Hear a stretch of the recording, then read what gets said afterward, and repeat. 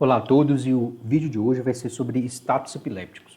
Lembrando, pessoal, para curtir, comentar, se inscrever no canal, compartilhar o vídeo com outras pessoas que precisam também e fazer os comentários sugerindo temas para os próximos vídeos, tirando dúvida, compartilhando experiência. E vamos lá, sem mais delongas. Então, crises convulsivas são comuns, estou falando de todos os tipos. Até 2% dos atendimentos de urgência e emergência, quando você está de plantão, vão ser por causa de uma crise convulsiva. E é definida pela atividade neuronal excessiva e sincrônica no córtex cerebral, ocasionando determinados sintomas, sinais e sintomas, que o mais comum é aquela, talvez não seja o mais, é o mais comum e também o mais importante, é a tônico-clônica. Paciente que tem desvio do olhar conjugado, né, revira os olhos e aquelas crises tônico-clônicas de os membros ficam tônicos, tem cialorreia importante, libera esfíncter, que é a mais dramática, que procura mais o atendimento médico, tá? Em seguida, pessoal, a gente vai falar sobre estado de mal epiléptico convulsivo generalizado, tá? Estados epilépticos. O estado de mal epiléptico convulsivo generalizado é um tipo de estados epilépticos que é o mais grave, o mais dramático, e nós vamos falar sobre ele hoje. Tem um status epiléptico que é motor focal, por exemplo, ou mioclônico, ou só tônico. Ele não tem tanta gravidade, não é tão dramático, em geral o paciente não complica ou tem risco de óbito por causa desses três. Agora, o estado de mal epiléptico convulsivo generalizado, esse sim, tem uma mortalidade elevada.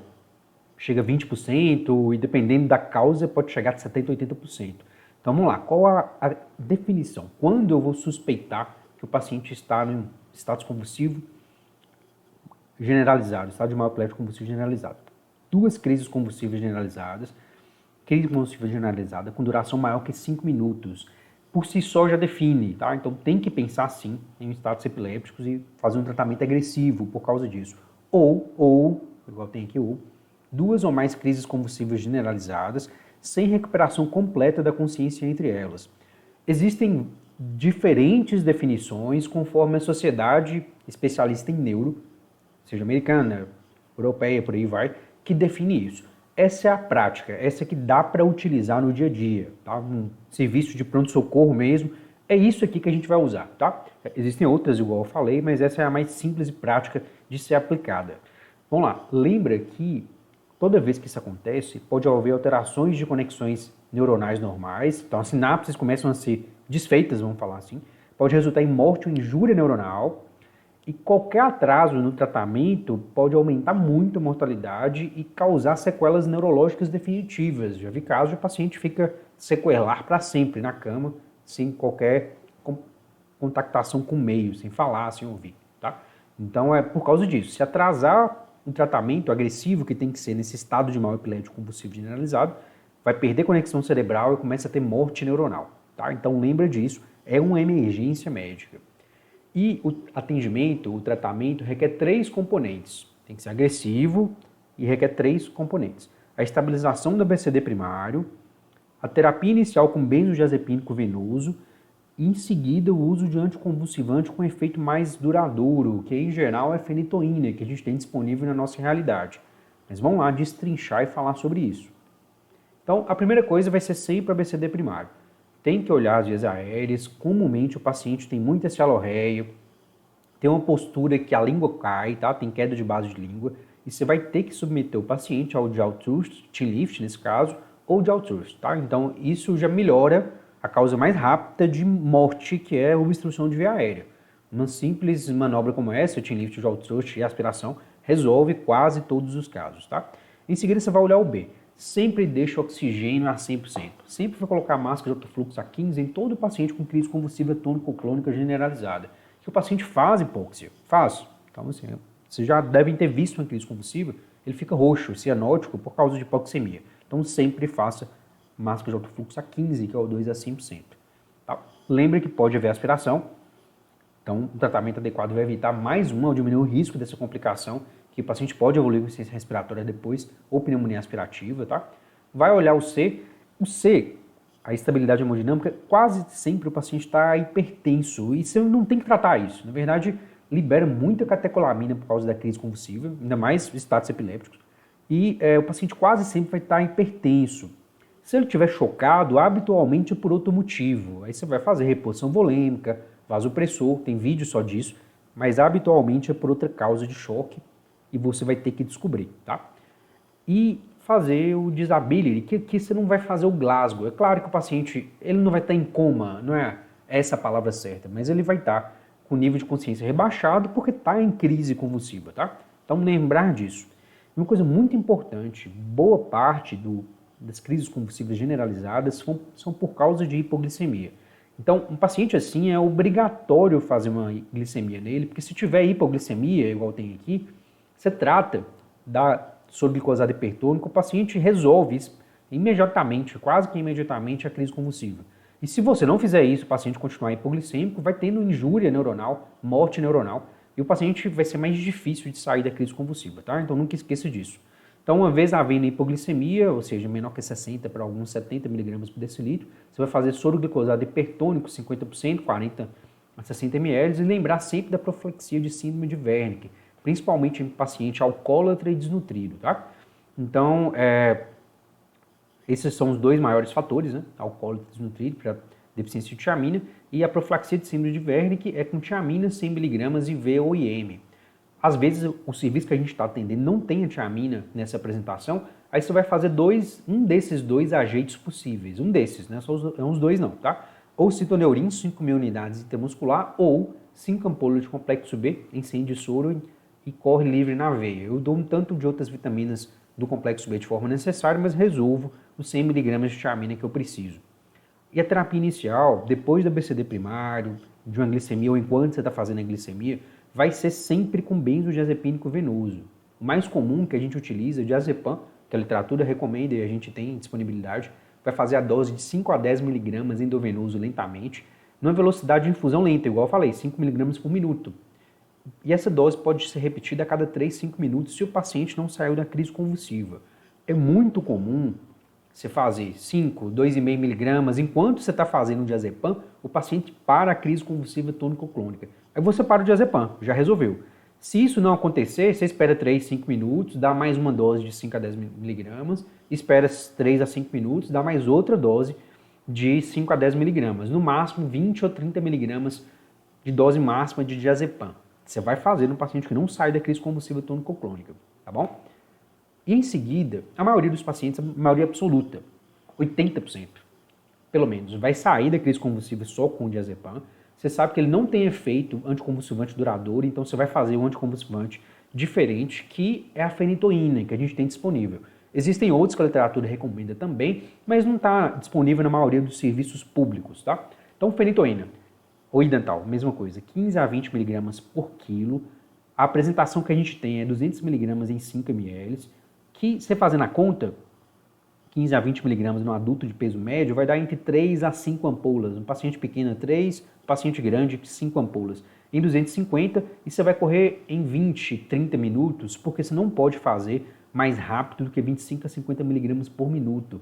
Toda vez que eu uso fenitoína dessa forma, que é a dose de idantoinização, idental dessa forma, eu tenho que monitorar ECG e pressão, porque o paciente pode fazer um BAV, um bloqueio atrioventricular e hipotensão. Então tem que fazer isso. A maioria absoluta dos pacientes vão resolver com isso, tá? Igual eu falei, chegou uma crise convulsiva no pronto-socorro, estabiliza o ABCD primário, igual a gente já falou, faz o diazepam, às vezes menos do que uma ampola já é suficiente para tirar, e em seguida faz a fenitoína. Igual eu falei, 80% dos casos são resolvidos, em torno de 20% mantém, tá? Que seria o status epiléptico refratário, sendo necessário tratamento adicional. Aqui as coisas começam a complicar. O paciente efetivamente ficar grave com risco de óbito, vocês têm que saber exatamente o que fazer. Então, se isso aconteceu, o paciente não saiu da crise convulsiva, você vai fazer uma segunda dose de fenitoína. Fenitoína dá a mesma coisa, tá, gente? Lembra disso.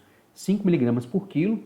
Fenitoína, a apresentação é única, 250 mg em 5 ml, ou seja, peso médio vai dar 1 a 2 ampolas, coloca em 250, corre em 10 minutos, que você não vai fazer mais rápido do que 25 a 50 mg por minuto, não. E é suficiente para resolver boa parte também dos pacientes que continuam em crise convulsiva. Se isso não acontecer, que é realmente aí, deu ruim, você vai fazer o fenobarbital. Fenobarbital IV, a mais comum é fenocrisis, e a solução injetável tem 100 mg em 1 ml. Você vai fazer 20 mg por quilo, em geral dá 3 ampolas, mais ou menos, você vai fazer no paciente. em infusão endovenosa lenta, não fazer mais que 30 a 50 miligramas por minuto. E é dito e feito, quase sempre, quando você chega nessa parte, precisa de fenobarbital IV nessa dose tão alta, o paciente faz depressão respiratória e hipotensão. Você vai ter que intubar por causa da depressão respiratória, fazer volume e vasopressor, que em geral é noradrenalina. Tá? Então, quando eu chego nesse ponto, habitualmente eu vou precisar de intubação e ventilação mecânica, reposição volêmica e vasopressor. Tem vídeo só disso, assistam de novo esses vídeos, para isso ficar bem sedimentado na cabeça e nunca esquecer que nesse momento como é que você faz essas medidas, tá? Então vamos lá. O que vai acontecer? Então, após a primeira dose de diazepam, a primeira e a segunda dose de fenitoína e do fenobarbital, que seria status epiléptico refratário, você vai seguir com a intubação traqueal em sequência rápida, usar um sedativo com efeito anticonvulsivante para isso, que é midazolam propofol. Então, assim, você não vai usar ketamina aqui, não vai, muito menos etomidato, porque você quer um efeito anticonvulsivante. Então, vai ser um desses dois para a sequência rápida de intubação. Por favor, assista um vídeo de sequência rápida de intubação. Midazolam. A apresentação vai ser de 15 mg em 3 ml, uma dose de 0,2 mg por quilo, diluído ou não em 10 ml de ABD, e administrar os 15 mg no paciente adulto peso médio, ou seja, a ampola inteira diluída ou não. A literatura traz o midazolam no lugar do diazepam. Lá atrás pode ser utilizado sim, em geral a gente usa 5 a 10 mg, só que por ter um efeito mais rápido para acabar e ter um potencial de depressão respiratória maior, entre aspas, o midazolam acaba que a gente não usa, mas pode, tá? Mas nessa fase aqui, lembra que você está intubando, viu? Então, vai ser essa medicação.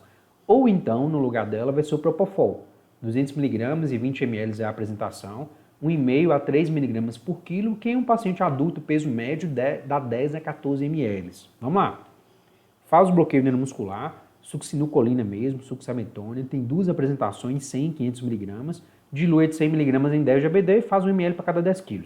Ou dilui uma ampola de 500, se tiver de 500 em 10 de ABT, retira 2 ml da solução, redilui em 8 e faz 1 ml para cada 10 kg. Tem vídeo só disso, só de intubação em sequência rápida, assistam ele também. Alguns falam que para estado de mal epiléptico convulsivo generalizado não seria o ideal usar succinilcolina, porque ela pode aumentar o potássio. Realmente existe isso, mas não contraindica, tá? Você pode fazer sim. Ou você pode fazer o rocurônio no lugar. O problema do rocurônio é que é 40 minutos de efeito. E o paciente fica com bloqueio neuromuscular e você não sabe se ele está em status convulsivo. Não sabe se ele está convulsionando ainda. Às vezes ele está convulsionando, mas não tem a manifestação de crise convulsiva porque está bloqueado. A succinilcolina a gente sabe que funciona de 6 a 10 minutos, então depois de 10 minutos não vai ter mais efeito dela. Já o rocurônio vai ser 40, então você perde esse parâmetro clínico se a crise convulsiva continua ou não. Então, esse é o problema dos dois bloqueios neuromusculares, mas você vai fazer um dos dois. Habitualmente, a gente faz a succinilcolina mesmo.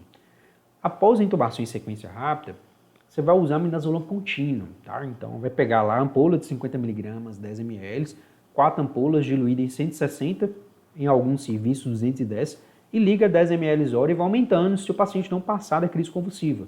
Até 30 ml hora, que em geral corresponde à dose máxima, 2 mg por quilo. Mas aí você tem que fazer o cálculo, faz o peso do paciente, a diluição que você está fazendo, para saber quantos miligramas por quilo por hora, que a dose mínima é 0,05 e a máxima 2, que corresponde, assim, grosseiramente, a 10 a 30 ml por hora dessa diluição aqui. É isso, basicamente, tá? E vai fazer, se não passar com midazolam contínuo, então após o midazolam contínuo, o paciente ainda continua em crise convulsiva, em status epiléptico, vai fazer o propofol contínuo.